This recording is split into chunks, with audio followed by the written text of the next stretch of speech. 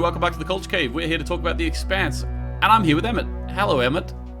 Hello, and we're going to be around for a little bit longer than we expected. I don't know. Maybe I missed it in the comments. I'm sure someone was telling me I was wrong, but I, for some reason, and I'm so happy I'm wrong, had the number 8 in my head. I had 8 episodes in my head. So even like it makes sense that it's 10 now, having seen this episode. But the fact that like I really thought episode 7, I think I said it felt like it was setting up for the end of the season, which I think is true, but it's setting up for the last 3, not the last one. Yeah, again, well, to be fair, with everything that's going on, I think we do need like 3 episodes just to get through all of the craziness that's going on currently. So I like you. I'm very excited. I suppose we really should have realized because most seasons have been like 10 episodes for Expanse, haven't they? Though they started off, I think, with 13 when they were still on TV, and then when they moved to Amazon, they changed to 10. Maybe they changed to 10 in season 3 as well. I'm not quite 100% sure, but yeah, I will say this is one of the shows that I like. There's a lot of old shows which I haven't started or haven't seen. The fact that this was still going maybe played a part, but the fact that I decided to watch it, a lot of the times when I look at a show to watch and there's over 50 episodes, it takes a lot for me to start watching it. You know what I mean? So when I started watching this, there was a lot of episodes already out, and I was like, you know what, I have to watch it, and I just made myself do it. A lot of shows I haven't. Yeah.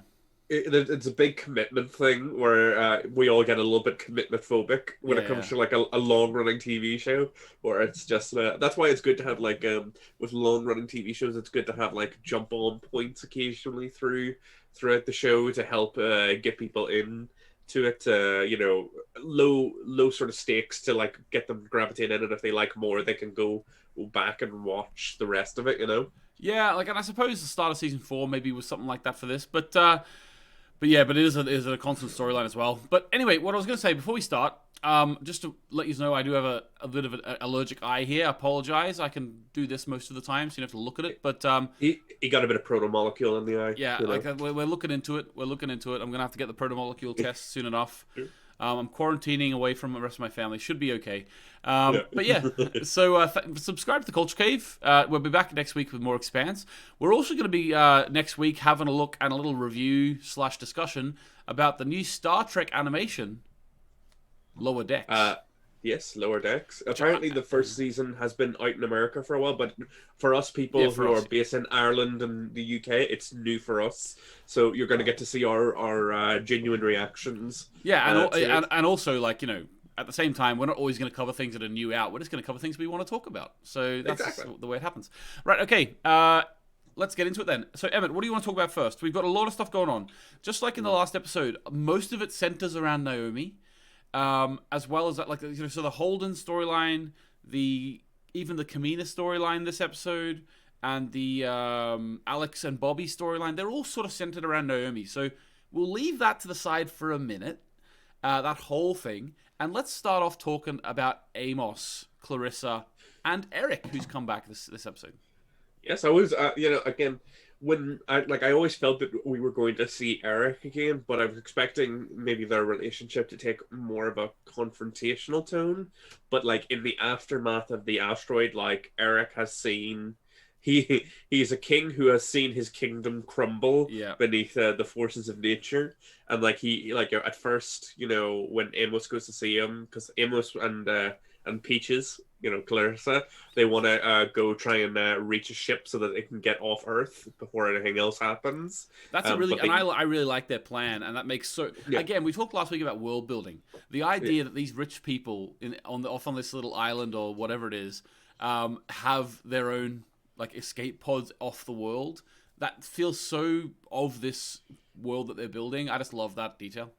Yeah, no, rich people will always escape the sinking ship, which, you know, great for them, not so good for you and me, but so it's very handy for the show that Clarissa knows about this, and at least they're going to be able to save some people who probably wouldn't necessarily be saved, but they need Eric's support, because getting there is going to be the big problem, and Eric has the supplies and the people to get there, and they have to like obviously convince him to sort of abandon this place this little fiefdom that he had carved out for himself with Amos's help.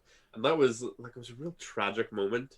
Like, I don't know about you, but I was like watching him look out over the devastation. It was pretty pretty affecting. Yeah, like it didn't affect me, to be honest with you. Like I don't know him well enough. I haven't read the Churn, which they keep mentioning, the Churn, right? The Churn.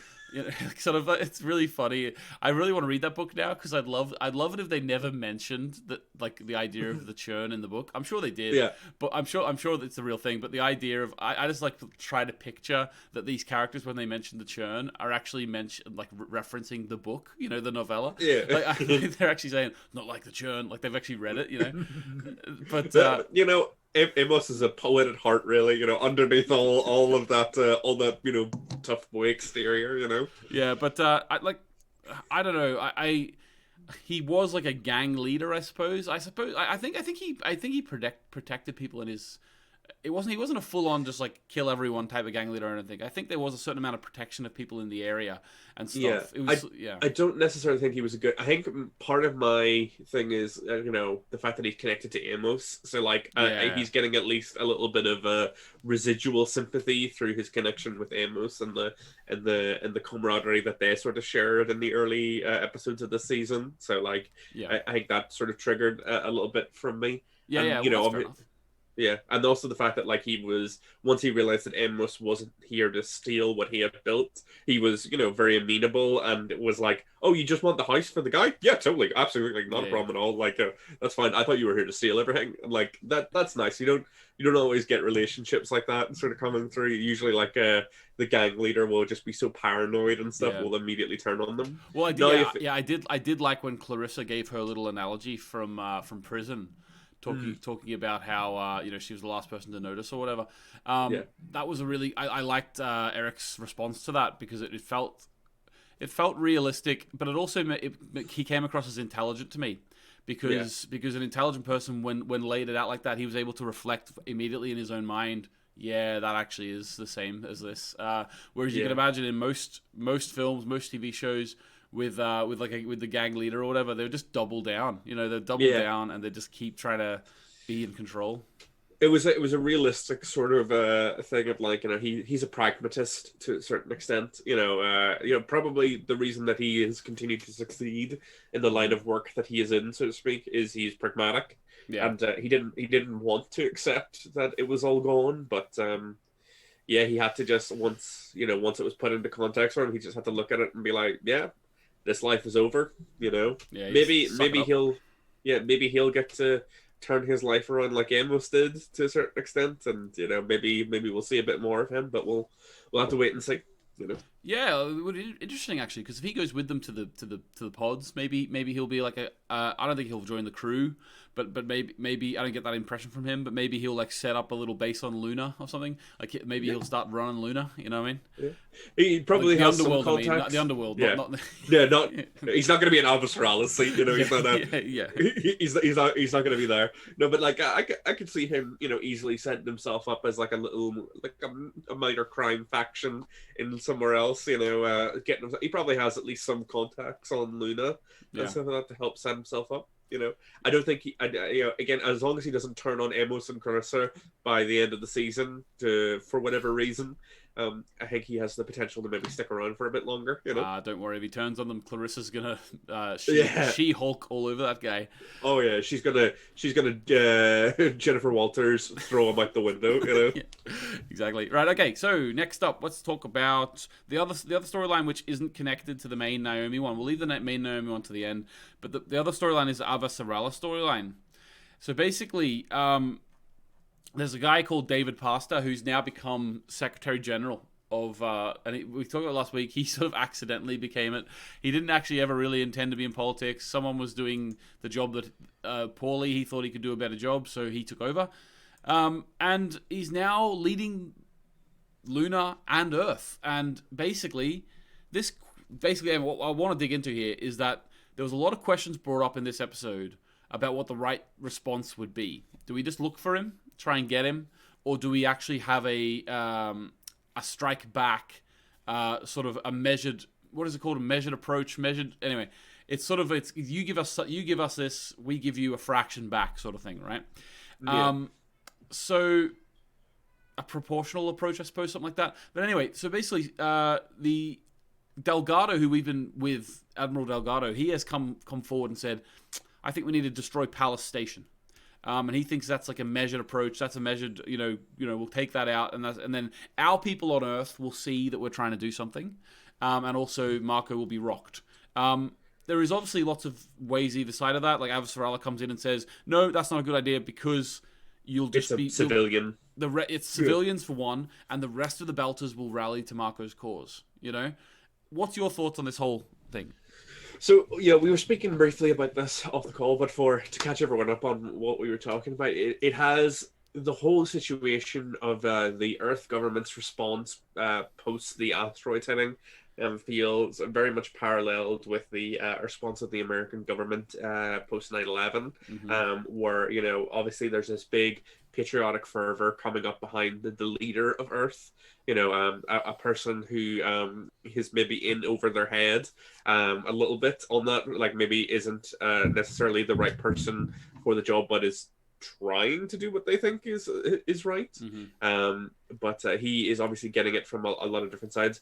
The general is thinking about it very much in military terms, whereas Avasarala is thinking of it as a previous leader and who has made these sort of mistakes before in the past and not wanting to repeat them. But in the response or in the aftermath of such destruction, it seems as the general is speaking with him that the call for retribution is a little bit more enticing than the call for peace or call for not escalating the conflict at this stage. So they are discussing obviously that this was a massive attack on civilians and stuff like that. So if they're going to attack Palace Station, that should be fair game. But obviously Avasarala does have a very valid point, because Marco's end game is to unite the belt as a great army, and anyone who, I would say she's right in the sense of anyone who is not already on Marco's side, if they destroy Palace Station, that's just going to cement it, and we're going to have full-on war between the belt and Earth. Well, it's like you referenced, like the aftermath of 9/11 there. Everything, we're at the point now where there's a lot of films coming out about that era. And obviously you can't always trust a film in terms of reenacting history perfectly correctly.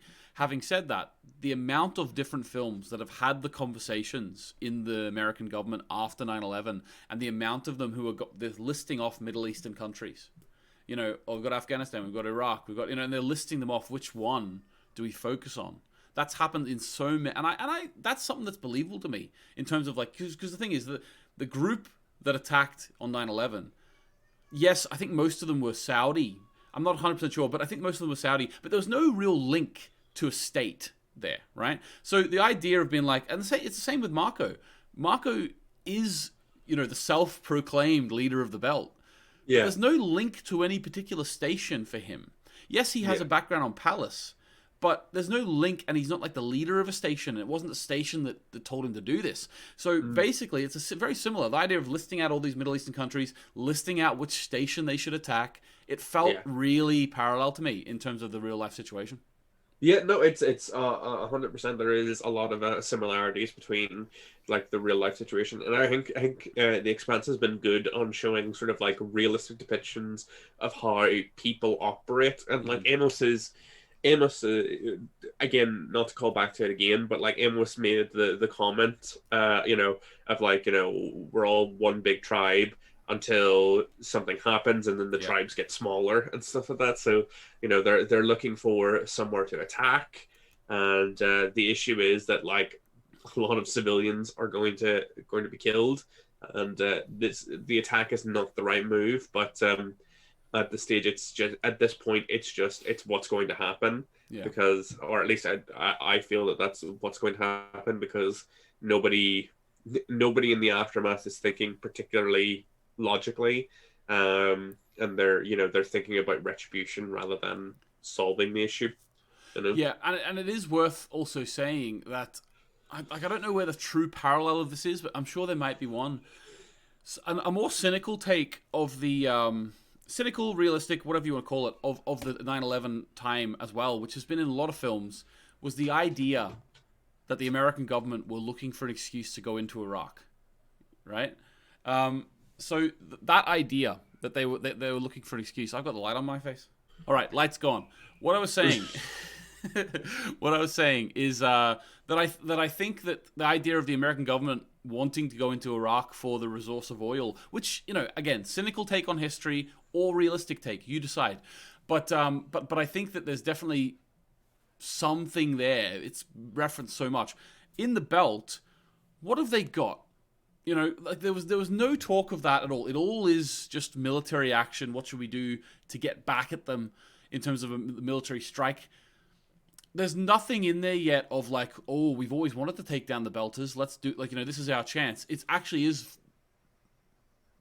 properly patriotic. Properly, we need to get them back. Yeah, patriotic retribution. Well, I think part of the thing is also the ring gates. They don't want the belt to take over the ring gates at all. They were discussing, they were talking about the strategy there. And obviously the belt does support Earth in the sense of they need a lot of the supplies that the belt can make, because maybe Earth isn't able to sort of sustain itself solely at this point anymore. That's obviously why they have all those resources out in the belt. So if they're cut off from the belt, maybe Earth would be, struggling to maintain itself as well. So it is a different dynamic than the real life parallel there, but it still is there. It's good stuff. Yeah, there is obviously, there's always that discussion of resources, but again, I think you could see it with the scene where the new Secretary General was giving his speech, and people were clapping. You could see him sort of getting like pumped up by this, experiencing all this support, and it seems to be not unsurprisingly going to his head a bit, because how could it not? Yeah, the power is corrupting him. Yeah. One thing actually that's interesting as well, which is portrayed in TV and film a lot, is that the idea of just the power corrupting, the power of it corrupting, which is true. The power does corrupt, but also money corrupts. And like if this was real life, every one of the people in that room would be getting donated to by different people, and like it basically, I think it's just. In shows like this, I really like what they're doing. It is a parallel to the real world, but in a way, it's less nuanced than the real world. Yeah. It's hard to show off in a show just like how much probably like lobbying and stuff is probably going on with like the UN. But I suppose they have sort of shown it in the sense of like the Mao family were able to basically almost get away with murder because they were so powerful. With all their resources. So we have seen that. Yeah, we've seen that part of it. Yeah, we've seen that part of the government. Yeah, that makes sense to me. Yeah, that's really analogous to real life. Okay, so what about the Naomi storyline then? So the reason why I'm grouping all these stuff in together, because Alex and Bobby are looking for her. Holden's basically waiting for a message from her. Then we've also got Kamina, who's now sort of struggling with the idea that she had died, she thought. But anyway, right. So let's start with Naomi herself.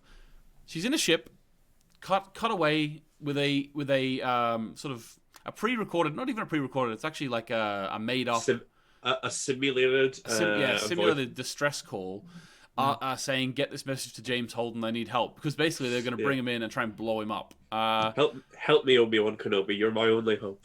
Exactly. But imagine if R2-D2 was actually like a landmine. Yeah. He's actually leading them all just to a massive thing to blow the rebels up. But yeah, no, I like the setup of this. I like the setup of this storyline. I thought that the constant struggle of Naomi throughout this episode, Dominique Tipper, the actress, really brought it out. I've went up and down on the Naomi character throughout the season, the show. If I'm honest with you, sometimes I really like her, sometimes I don't. I understand all of the things about, of course she's going to change to the way she speaks when she speaks to Belters. I'm going to be honest with you, that threw me out of it when she first started doing that. But I do get it. Like, my brother is like from Australia like me, and now he lives in Northern Ireland where we live, and he'll be on the phone to his friend, and he'll be speaking, "Hey, how are you, buddy? Yep. And then he'll get off the phone, talk to me. He's like, "All right, g'day, mate."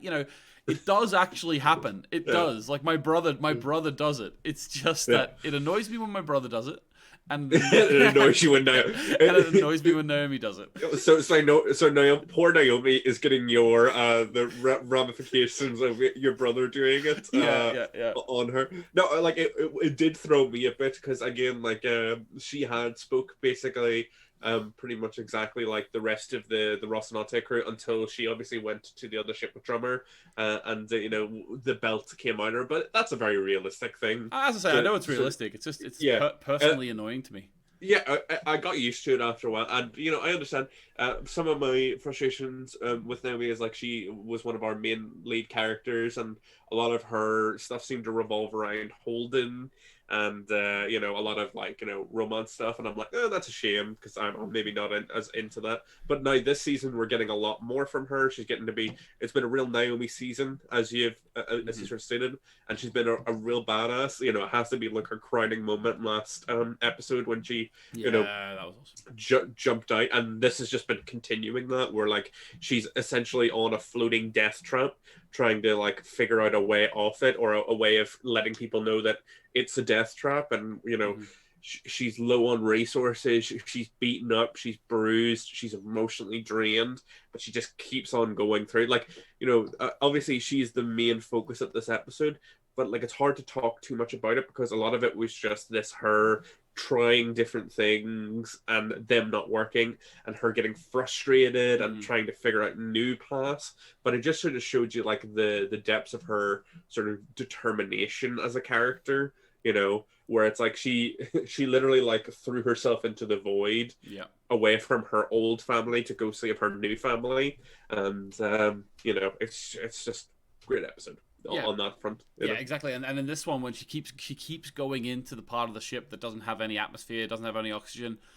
It's like the episode is called Hard Vacuum. So she's like, that's where she's going basically, and she's going in, and she's marking on the wall every time she goes in, so she keeps the track of what she's doing, and she's going to try and find the distress signal, because it's really clever what she does.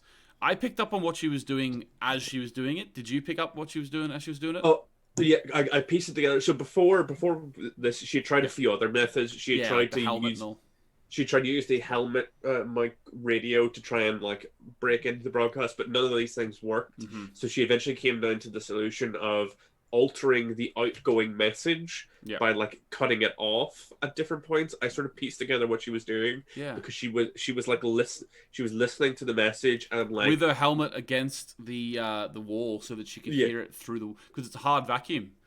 So you can only hear it if you have contact with something. Yeah, and she was like listening to the whole message and cutting it off at points so that she could change the content of the message to let people know, like to change the message and let people know that she. I think they ended up the message being is Naomi, I am in control and stuff like that, which is very cool. But I think.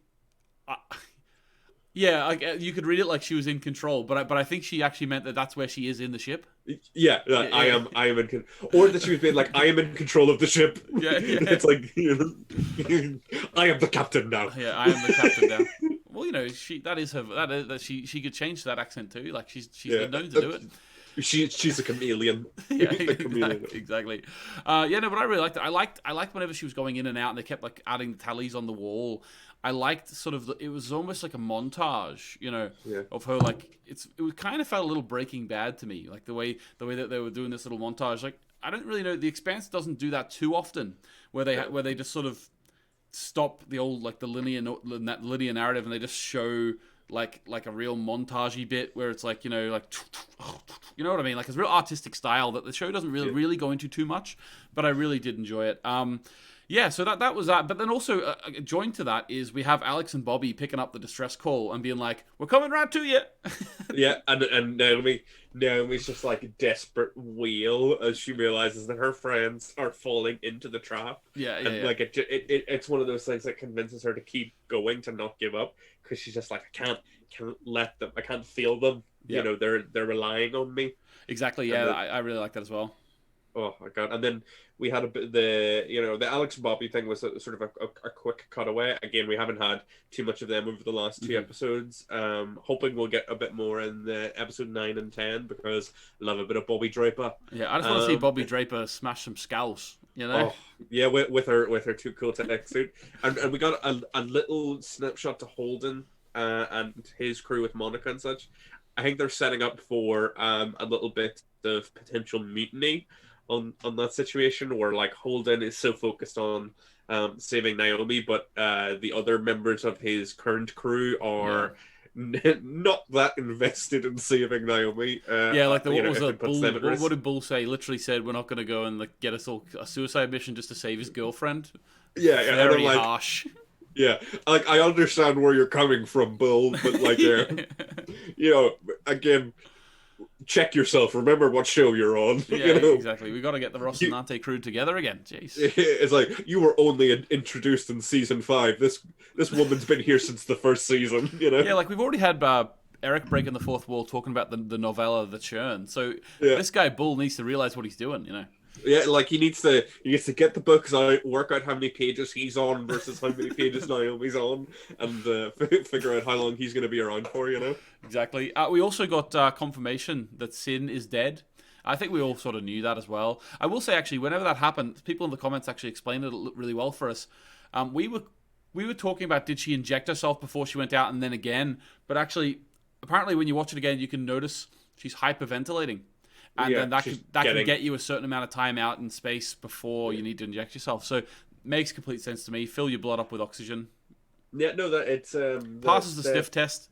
Yeah, like there's the whatever the world record is for holding your breath. That's how they sort of do it. They like hyper oxygenate themselves by hyperventilating to be able to get. Didn't David Blaine get that?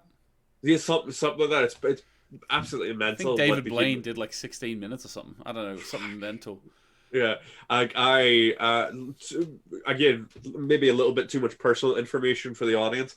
The idea of drowning or suffocating is one of my absolute worst fears. So any scene where someone's like swimming through the water and they're running out of air, or they're in space and like they're running out of air, I'm just always like I can feel myself tense up a little bit more because I hate that concept of it feels like a bad way to go out is all I'm saying. Yeah, I know what you mean. It's same like in a show like where you have like people go underwater in a car. Jeez, because when you go underwater in a car, you have to wait for the water to fill up the car and then open the door. Yeah, and it's just you're sinking the whole time and you're getting deeper and deeper. Just personal fear of mine. If any of the audience don't like my takes and want to abduct me and put me in a life or death situation, don't give this idea. If you want to make me really afraid, just put me in a car and drive me off into the ocean. Yeah. I think that'll make everyone afraid. I'm honest with you.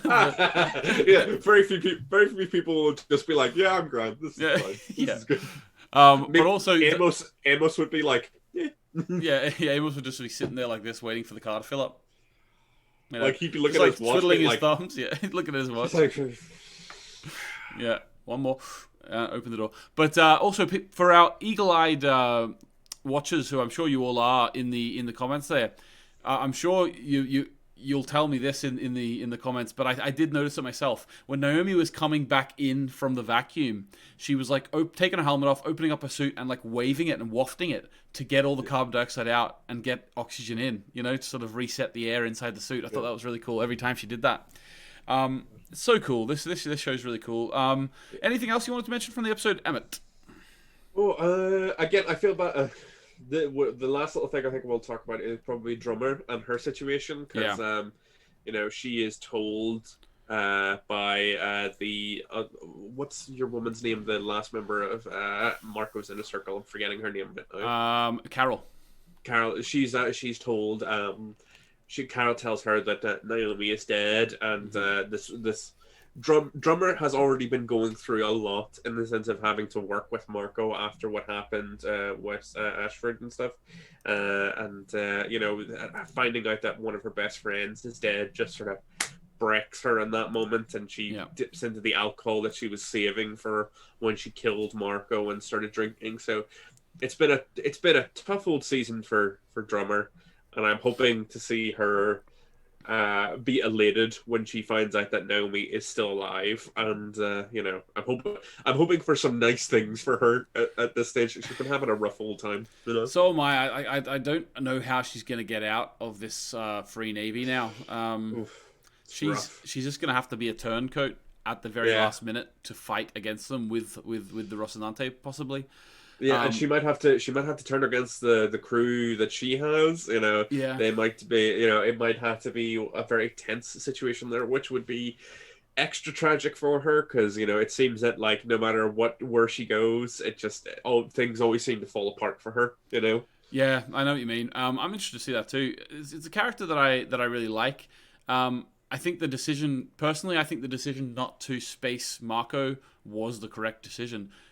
She shouldn't have any At the guilt. time. Yeah, at the time, Yeah. she shouldn't have any guilt over that. To be honest with you. Yeah, and the thing that they were looting at the start of the drummers crew were looting at the start of the episode was was some of the ships of the other faction that voted to space Marco Yeah, during the thing, which is just ooh. yeah, It's like exactly. another indication of what happens to people if they do not fall in line with Marco and his goals. Oh, Marco, we didn't even mention Marco blames Philip for Sin's death. yeah, well, 100%. Like, well, because of course, Marco would never blame himself for anything, but yeah, he blames Philip, which obviously makes their relationship a lot more tense. Hmm. But Marco, like he seems genuinely affected by the death of Sin. Like he has that little speech to Sin's body where it's like you were there for the beginning, you were supposed to be there for the end Yeah, as well. Which was Marco is a horrible, horrible person, but a touching goodbye between people that seemingly cared for each other quite deeply. yeah, and And Sin was very loyal to him. Like as we found out in yeah, the previous episode, like Sin literally hid away Philip from Naomi for yeah, Marco. So we know how we know how loyal he was. So yeah, and yeah, he's been with Marco ever since Naomi, like before Naomi would left, and from that point onwards, he's as loyal as Carol. yeah, yeah, So like it was a big loss. Marco is like let's be completely fair. Marco is a great villain, like yeah, yeah. absolutely. The actor, I forget his name right now, very great at portraying the character. Very charismatic, comes across well as a villain, and these little moments that we have with him are great. It was again to call back to our Star Trek Discovery discussion. It was what I wanted a little bit more of from Osira, like these little moments that Yeah. added a bit of like depth to the character, showed that there was a little bit more behind all the mania and the ego. There was some actual care for his people, even if his care for himself would always trump it. Yeah, yeah, exactly. Yeah, like that. Keon Alexander is the name of the actor, but he's very, very good. I personally love him. I think there's going to be something. I don't think they're going to get him or capture him this season. If they do, I think he'll escape because, as we've been told many times, maybe this is a bit meta gaming the show. The show a bit, yeah. But we've been told that it's 3 trilogies, and we're in the middle chapter of the second trilogy. So in my mind, he's got to be around next time too. Next season, he's got to be there still. So I'm interested to see how that plays out, or maybe not. Maybe what's going on with The Martians. the Martians could actually take center stage. Who knows? But yeah, really looking forward to it. Anything to add, Emmett? Um, Only jump into the vacuum if you've hyper oxygenated your blood. Remember that, folks. Yeah, that's what I've always. That's all I've always said that. I've Yeah, always said that. it's a good rule of thumb. Yep. Update on the protomolecule. My eye is getting better already. So Yeah. it's way better. So there must have been Well, some dust well, or well, protomolecule or something in there. we'll only worry if the rest of the white starts to turn blue. That's when we'll start getting It's already concerned. blue. It's already really blue enough, isn't it? I've got like the Oh. same color eyes as that little kid who turned into a protomolecule monster. Molecule, yes, yeah. You got like and then the veins will start appearing. Exactly. All right, guys. Well, that's us. Join us next week for episode 9. Yes, because this is episode 8. Yes, we got 2 more to go. I'm so excited. I really thought it was over. Thank God it's not. And we'll also be back next week with a one-off review of the animated series Lower Decks, Star Trek Lower Decks. I'm really excited to talk about that. Actually, I've started watching it, Emmett. I'm getting excited about it. Right, Okay, guys. good. From me and Emmett, it's goodbye. subscribe, like the video. You know what to do. Hit the bell. Hit the bell. Comment.